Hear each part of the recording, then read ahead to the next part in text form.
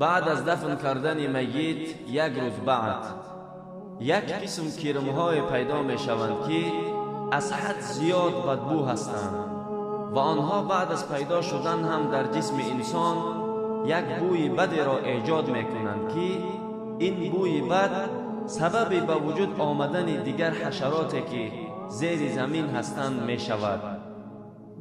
بعد از 3 روز بینی انسان دیگرگون می شود و 6 روز بعد ناخنها آهسته آهسته می افتند و 9 روز بعد مویهای انسان به افتادن شروع می کنند و شکم به خراب شدن شروع می شود و 17 روز بعد شکم به پرگی پاره می شود و 60 روز بعد گوشتهای بدن انسان تمام می شوند و 90 روز بعد همه استخوانها از یکدیگر جدا می شوند و 1 سال بعد استخوانها می پوسند و 2 سال بعد استخوانها از بین می روند.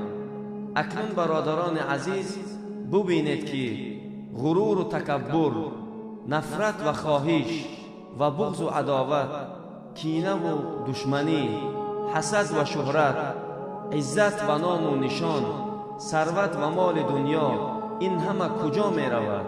معلوم نیست. شاید که در همین دنیا مانند. یقینا الله متعال ما را از گفتن و شنویدن و خواندن بسیارتر عمل کردن را نصیب فرماید. آمین. این ویدیو را نشر کنید، شاید که به سبب یک نشر شما در دل کسی تأثیر کند و در ثواب شریک شوید.